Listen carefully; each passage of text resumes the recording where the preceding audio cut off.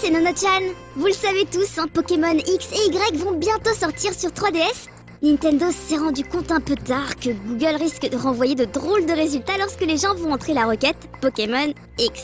Et oui, ça peut nous sembler évident à nous Français ou Occidentaux en général, mais au Japon, le X est beaucoup moins connoté que chez nous. Non, au Japon, la lettre qui suggère un contenu pour adultes, c'est plutôt le H. Et ça ne leur serait certainement jamais venu à l'idée d'appeler leur jeu Pokémon H. Je ne sais pas si vous savez, mais c'est bientôt la Saint-Valentin. Et la Saint-Valentin au Japon, c'est tout un délire bien différent de chez nous. Oui, au Japon, c'est les filles qui offrent des chocolats aux garçons. Le top du top pour exprimer ses sentiments, c'est de faire des chocolats faits maison. Mais pour celles qui préfèrent les acheter, un fabricant propose des chocolats Layton spécial Saint-Valentin. En plus, ils ont l'air super bons. Je vous avais dit que j'aimais les chocolats.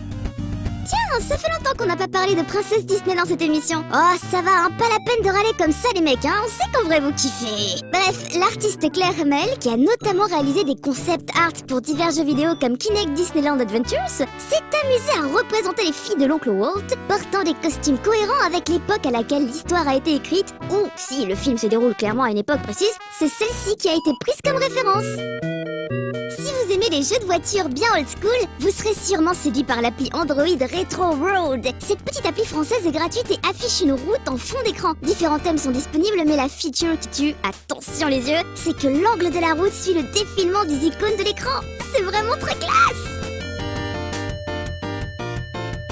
Les fans de mode asiatique connaissent bien la très grande place accordée aux street snaps dans les magazines de mode depuis des dizaines d'années et sur internet. Le principe est simple, parce qu'il faut tout vous expliquer. Les photographes des magazines arrêtent des gens bien habillés dans la rue pour les prendre en photo, une démarche très différente des blogueuses mode par exemple. Une artiste coréenne, Seren Weather, a décidé de se réapproprier le concept en transformant et pixelisant les sujets des photos. Un mélange réussi entre réalité et virtuel. Et vous, votre avis ?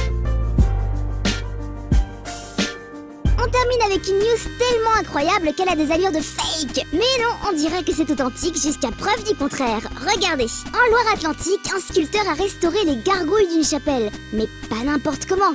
Après son passage, les gargouilles avaient l'apparence de mogwai, de gremlins, d'aliens et même de Goldorak. Ah, figure-toi! L'idée est complètement what the fuck, mais l'exécution force le respect. C'est juste magnifique et parfaitement intégré à l'ensemble. J'aimerais bien la même chose à la maison. Bon, je vous laisse, je crois que je dois partir en pèlerinage. Allez, je dois faire pénitence.